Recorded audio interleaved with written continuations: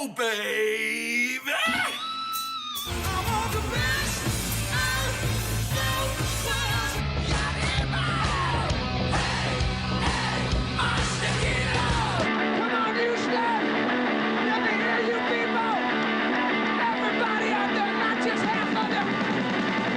Sammy, the Red Rocker, cheers. Geez, well, here, cheers. Straight from the bottle, terracotta jug from a boat back up in a major buzz here. Hi, Deborah, how are you? Sammy, it's interesting. We oftentimes know where someone is, but we don't remember or never knew how they got there. So I want to back up a little bit. You've had such great success. 25 platinum albums, over 50 million albums sold, Grammy winner, Rock and Roll Hall of Fame. You've come a long way from your beginnings. And you grew up humbly, but you also had glimpses of the high life with people who came in and out of your parents' life.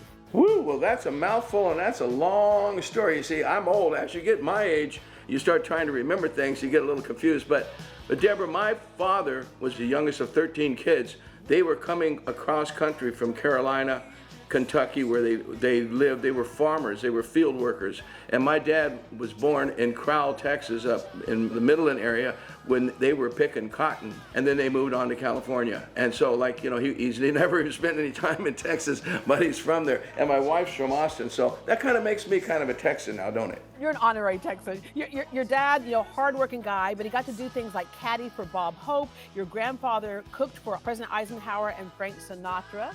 My grandfather was a chef in Palm Springs back in the old days, and it was like the hangout for Hollywood back in the 50s. And he was a chef at the Ocotillo Lodge and the Thunderbird and places like that, Gene Autry's hotel and restaurant there. Yeah, he cooked for all these people. They'd have him do these great buffets and got all these wonderful photographs of my grandfather. But he never stayed in one place. He should have been a rock star because he was on the road. He just went where the fish were and where the hunting was. He just constantly was on the road. He lived in a trailer his whole life. The way that you grew up, oftentimes we can either model what we saw or it inspires us to want something different. It was unstable at times. You didn't know where you were going to lay your head. You were oftentimes evicted. You and your mom, you utilized food banks to survive.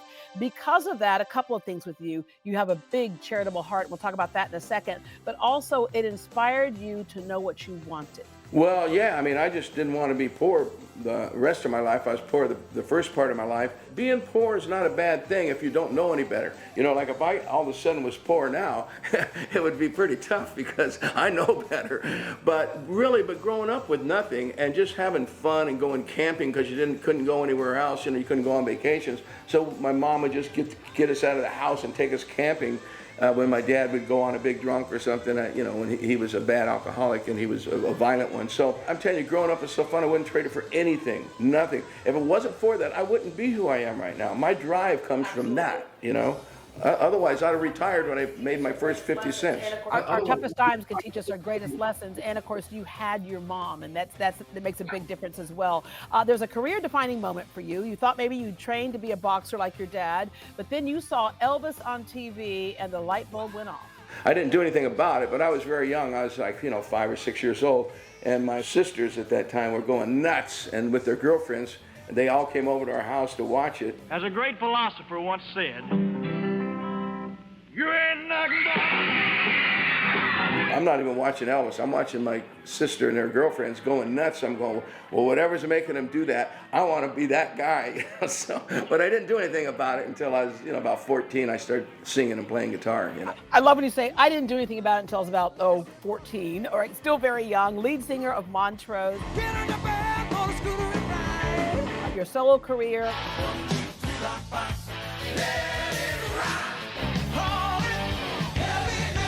You replaced David Lee Roth with Van Halen. Come on, baby, finish what you started.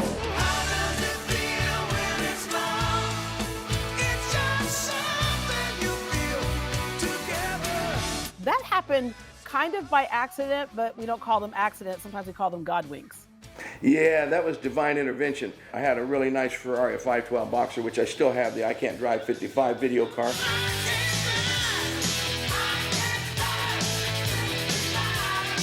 It was in the shop, and Eddie Van Halen walks in after David quit the band, and he sees the car, and he said, wow, that's a nice car. And Claudio, the owner of the shop, said, yeah, that's Sammy Hagar's car. You should have called him up and get him in the band. It was just like that. And Eddie goes, you got his number? And he goes, yeah, right here. Eddie called me right from the shop, having a car breakdown with about a $10,000 bill. You know, it paid off. There's a silver lining, right? Like you said earlier, sometimes those bad things are the things that turn out to be really good. You're currently in the Circle supergroup, which has a lot of legends. Michael Anthony, Jason Bonham, and Vic Johnson on tour this summer. But you also have that entrepreneurial spirit. You have a love of food and drink, and that's why you have that drink in front of you right now. You've opened Mexico's Cabo Wabo Cantina back in 1990. Down in Cabo, let me take you down. Slays down in Cabo. A lot of people have their annual birthday bashes there. This is the best day of my life. Emeril Lagasse cooked dinner for me and some friends at my house. And tonight, Kenny Chesney's with his whole band is playing at the Cabo Wabo, a concert for me. You opened Sammy's Beach Bar and Grill in 4 airports. You founded the Hagar Family Foundation as well, which goes back to that charitable heart that I was talking about. So when you can do good in one thing, you can do good for others. There are literally thousands of children who are better off, who are getting a better education, whose tummies are full, who can thank Sammy Hagar. Well, I really believe in that. At some point, you look like an idiot, I think, if you just keep trying to achieve. And I've got the sickness of wanting to achieve. So I don't want to just achieve and just stuff money in the bank or live like a king. I like living sort of humbly. I live very well, but I don't, have maids waiting on me and stuff. I take out my own garbage. Well, at least my wife does anyway. And that was a joke. For me to keep achieving, I decided I have to do something for others in order to do that, to keep my want for achievement, to satisfy my heart and my poor background. So I started the foundation about 13 years ago, and every city I've played for since that day, I give money to the food bank. Every city, for 13 years, millions and millions of dollars. I give the money to children's hospitals in the communities where I have restaurants. I love opening restaurants. It gives people jobs. I love it. I like having my own restaurant. When I walk through the airport in Maui, I say, hey, let's go get a burger at our place, to my family. It's fun. But, you have to give the money back. You can't just keep stuffing it up and I don't want to look like one of those kind of guys, because I'm not. You certainly are not. You also have plenty for us to wash that good food down with. You have some of the best tequilas out there and rums, which are featured in your new book, Sammy's Greatest